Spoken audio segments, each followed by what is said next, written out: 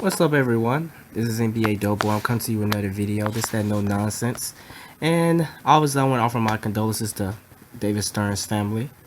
He died to brain hemorrhage, I believe, which is a condition, an emergency condition, which vessel in your brain is bleeding. I guess like an eternal bleeding from the brain, right? Well, they're going to discuss this. I will say this about David Stern. David Stern is one of those businessmen, one of those old-fashioned businessmen that did everything within the business of the NBA. If anything messed with the money, he stopped it, positively or negatively. You look at Michael Jordan. A lot of guys would use him to say that he marketed Michael Jordan. So people think Michael Jordan is the GOAT, or they'll try to imply this, such as John Sally, which I think Michael Jordan is the greatest of all time. But he did use Michael Jordan to market the league because Michael Jordan was marketable, right? And this is just business. Also, you look at Michael Jordan retired due to his gambling issues. One would assume, seemingly, that Michael Jordan, him and David Stern made a deal that he can hide out Michael Jordan and obviously not expose him because it will hurt the league if it comes out that Michael Jordan is breaking rules. So Michael Jordan pretty much had to take a break. And his dad died, as people would say, and this is hearsay, by the mafia, so he had to come back to the NBA and pay that gambling debt, right? But you look at the Sacramento Kings series, right, where I guess ratings would have been better if Lakers would have made the playoffs. This is why Sacramento didn't make it. You look at the agenda with the LeBron and Kobe. You look at the agenda with the Miami Heat, which I guess you can say they reneged on the Chris Paul deal and they was moving on with the Miami Heat. However you want to say it, he thought about the money. He thought about the state of the league and obviously in the progression of the league. So now you have a new commissioner named Adam Silver, which a lot of guys are speaking out now, right? Which they don't understand that, and I'm not against speaking out, but like I said with politics just divide in sports. I think you look at ESPN and their ratings, when you involve politics into things, just going to divide, right? And I think David Stern probably would make that more clear to them. I don't know if a lot of these superstars would have spoken out if David Stern was the commissioner, but now that Adam Silver's one of those parents, and you see there's a lot of people criticizing parents that punish their kids, such as hitting them with belts or stuff like that, believing that being nice or a good parent was letting their kid do anything, like David Stern is doing right now. But they slowly realize that you will form a kid, I would say, who's quite disrespectful, spoiled, right? Who don't truly know the consequences, right? Or who don't care of being right for wrong, right? So you kind of look at the NBA now and Adam Silver, the new commissioner, who's just changing a lot of things and letting players do what they want, even if it's positive or negative. And that's more towards the liberal sports media, right? So now they're going to talk about David Stern, and I'm going to provide my feedback. How will you remember David Stern? Wow, the NBA changed my life. Growing up, my biological father actually was the #1 pick in the 1967 NBA draft, Jimmy Walker. I never met him. And so basketball was always in my blood. So being born in 1973, I remember when the games were on tape delay. Because Magic Johnson, also a Michigan native, was my idol, playing against Larry Bird. So staying up late to watch those games and then trying to mimic the moves. And then the NBA had a terrible reputation amongst marketing, for promotions, amongst advertisers. There was a lot of drug use in the league. It was hard. That's true, because even with Michael Jordan, a lot of guys trying to say that, oh man, Michael Jordan had help, or Michael Jordan to lead the first round of the playoffs. I believe the best player, or one of the prominent best players, I believe was kicked out of the league due to drugs, right? And even the whole era, they had this dope cocaine problem. It's ridiculous. To get a stranglehold on what's going to take the league to. And the NBA realized that you need a star, right? You look at the 70s. The 70s is probably one of the most diverse eras in basketball because a whole bunch of teams was winning. However, the 80s became popular because you had a star. So you hear a lot of these guys say that, oh man, we want the league to be wide open. We want everybody to win. Yeah, they don't want a team to dominate to the fashion of nobody can win, but you still want a star that reigns above everyone else. It's also good to root for the underdog to beat that star. And the NBA realized that. The next level. Enter David Stern. The same year that Michael Jordan got drafted, Hakeem Olajuwon got drafted, Charles I Barkley believe that year is where David Stern took over when Michael Jordan got drafted. was also in that draft. You could buy an NBA team at that time for $5 million. D. Wood got that in his pocket right now. Okay? $5 million. Now the average team is $2 billion. So how he started to market the players, and this may make some people uncomfortable, but a predominantly black league trying to advertise to white fans and white sponsors, he had to show them that these players could be marketable, that you can build things around. Those were the best players because he marketed Michael Jordan, which advocated into athleticism, right? It's quite weird that, you know, a lot of these, the whole black thing and white thing, but it turns out that the black athletes or the black people seem to be the most entertainable, right? And even they know that, even throughout history, they use black people as form of entertainment because it's quite recognized that we have the gifts, such as, I would say, a biological superior than an average person, which is entertaining. Them. And I saw in that clip where they talked about the dress code. That's just a graduation from what I just said in the 80s. I was in the league then. It was a wink thing. It was one of those things that David Stern knew he needed to keep his marketing, promoters, his advertisers happy because they felt like the league was getting a little too black. So he instituted a dress code. It ain't last. We ain't do it. We didn't do it.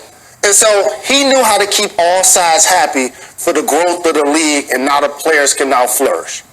I love that, Jalen, just because. Well, you can also thank Allen Iverson for that, right?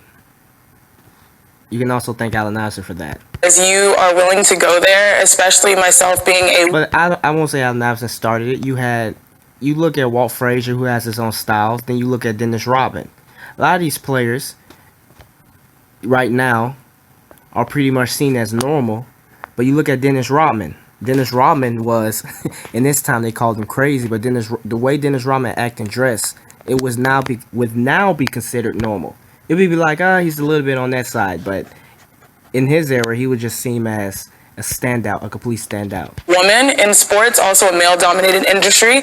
I was drafted to the Connecticut Sun in 2014. That was the year in which David Stern retired. And even though I came into the league when Adam Silver took over, all WNBA players have an immense gratefulness for David Stern because, and one of my greatest mentors and friends is Lisa Leslie. And Lisa Leslie, she always tells me stories about the '96 Olympics. I also heard about it in college because. From what I heard, I don't watch the WNBA. I'm just being real true. I heard that it was a lot better back then.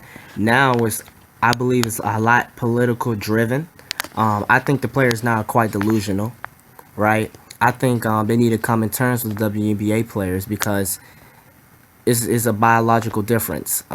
It feels like they're trying to compete in something that it'll be impossible to overcome, such as the basketball aspect of it, right?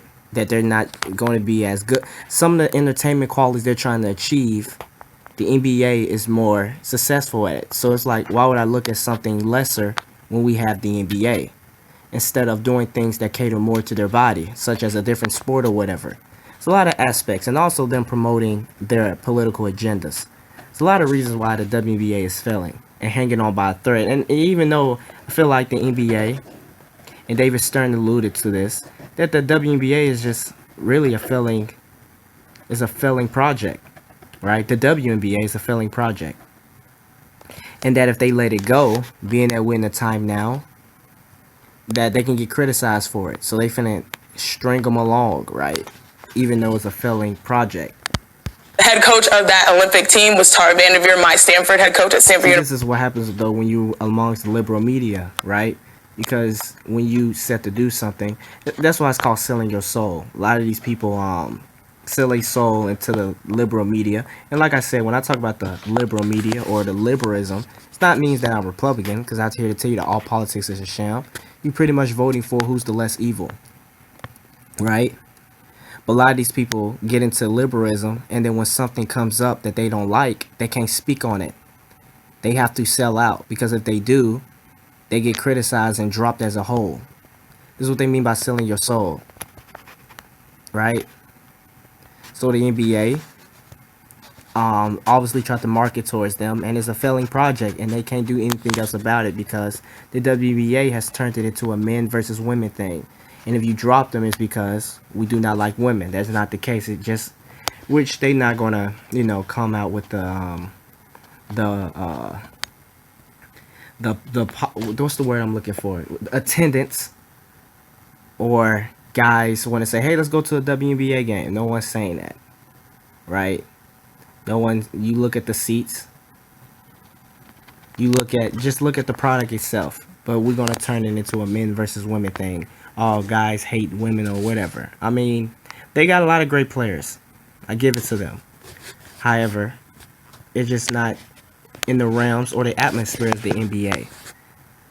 And attacking men, even though sports is going to be predominantly men, and even men invite the women to go watch the sports with them, and some of the women come to the sport events. You even have a lot of celebrity women who be trying to get the men, such as celebrity women, coming towards the games, right? So they could focus on trying to get the women first. But here's the thing: sports is predominantly men, so turning it into a men versus women thing is like it's a downfall. However, they're going to perceive it as, oh man, we're hating on them, but in actuality, you're driving away the majority of people that you need for your pretty much product to grow.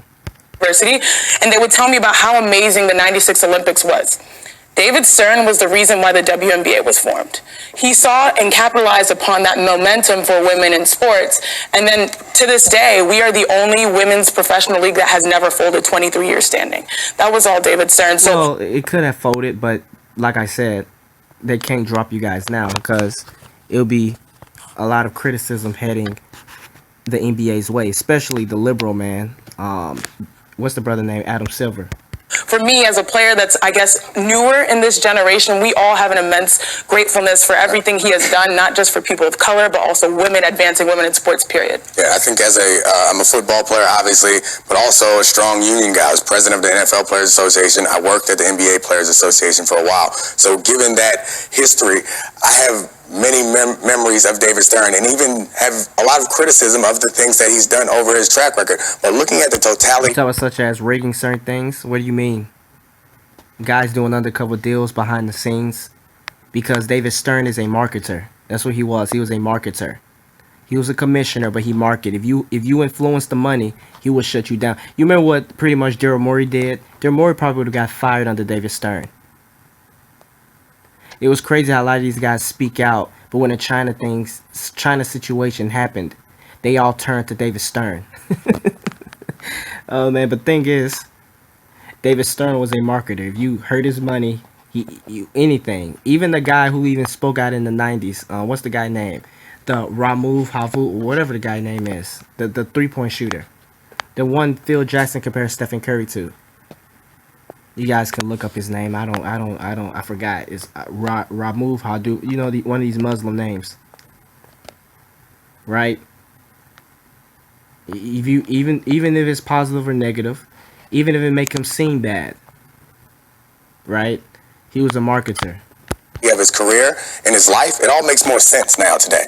I think that while you could argue with some of the decisions he made, and I remember the dress code is one that you brought up, and I remember being frustrated as a black player in a different league at the time, but being angry and frustrated. But like, you look at the big picture of it, it makes more sense. And I think Well, the NBA was heading towards more of a hip-hop type thing, right? Because, you know, they promoted professionalism, and it was heading more towards hip-hop. So they're catering towards the more hip hop. This is why you have a lot of hip hop themes now in the NBA, because that's what it was catering to. So Adam Silver kept an open mind and was like, I didn't like it, right? Because he threatened to suspend. I know Dennis Rodman said that he threatened to suspend him. Then you look at the Allen Iversons, and he just understood that, you know, he had to cater towards the new people because he was a marketer. All the league is absolutely in the sport and sports in general, frankly. I mean by new people, I mean the new generation and the hip hop fans. They are all better off for having. This is why a lot of guests that come on the sports shows now are hip hop stars, right? NBA and hip hop merged together. David Stern. I remember I was invited to speak when I was still playing in the NFL. I was invited to speak at the NBA Players Association meetings at the All-Star game in LA. And I just went there 30 minutes, talked to them because they were headed into a lockout, whatever. Then I was David Stern can split half of that billion and give it to Michael Jordan, because Michael Jordan predominantly carried that league, especially towards the late 90s. This is why they abolished handshaking. They abolished handshaking because of Michael Jordan. Right? You can even look this up. When Michael Jordan retired, they took away handshaking, and Michael Jordan came back, and they wasn't enforcing handshaking as much. And then when Michael Jordan left, they quickly took away handshaking, especially after those finals where you had the Pistons and the Spurs. This is why they was rigging teams like Sacramento Kings, because they wanted these big markets such as the LA, and they wanted scoring. Right? This is why Michael Jordan is the GOAT to me. You know, but this is not a Michael Jordan debate. He knew that in the new era, offense was going to sell, right? And he kept a bit of the defense, but he knew offense was going to sell. So he pretty much lessened the rules and started marketing a bunch of players, right? But he marketed Michael Jordan. He ran Michael Jordan, man. He Michael Jordan was his calling card. It was his ace card. You know how guys have that ace card, that secret ace card, right? They like, not a secret ace card. They like, this is my trump card, but they use that trump card all the time. That was Michael Jordan. roaming around the streets in LA, and I ran into David Stern.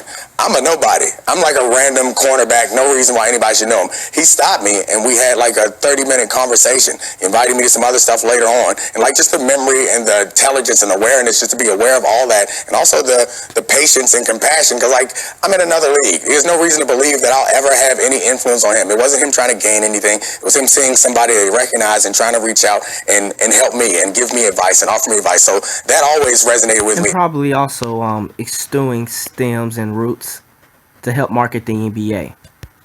It stuck with me. It made me, frankly, a little jealous being in my league. But David Stern has been fantastic for this league, and I think today is about celebrating that. Yeah, I know. Like for me, again, I'm a football guy coming from the NFL and looking at the NBA. The thing that really stands out to me, looking back at David Stern's career in the NBA, is how he was able to market the players. Coming from a football. And this is exactly true, because the NBA, you look at the NFL, when there's a lot of star players that has a problem. You look at Antonio Brown. They don't have problems with kicking those guys out the league, is because they really market the team. You have stars of the NFL, but it's more of a team branding type thing. The NBA is more of a player branding. This is why you have, I would say, they quote unquote, they use the word alleged PED situations with LeBron, and you look at how those things hurt baseball. So they're not going to come out and do investigations and kick LeBron out the league, because that hurt the NBA. Just like he didn't do it with Michael Jordan with the gambling situation. Right? So you look at the whole PED situation, you look at the whole players using PED situations. But you can look it up, and I believe it. But the players mean everything in the NBA. I mean, you look at LeBron missing the playoffs. It hurt the ratings of the league. Players are marketed, right? This is why you have more player fans. This is why a lot of teams, small market teams, lose out on a lot of things, is because a lot of small market teams lose out on a lot of star players, is because a team is pretty much a situation where a lot of fans see to make their star player great. It's like, I only care for my star player, right? You hear a lot of Cleveland fans throw their jerseys away, become Miami fans, then go back in the garbage can and become Cleveland fans again. Right? And then this time they don't throw the Cleveland jersey away. They buy a LA jersey, but they keep their Cleveland jersey just in case LeBron goes back to Cleveland, because they don't want to go back in the garbage can again. So when you kind of look at that, it's more of a player marketing type league, that the players really influence the league, which has helped the NBA. It's really helped the NBA. I give it to them. It's helped the NBA. Where it's about the shield and the logos.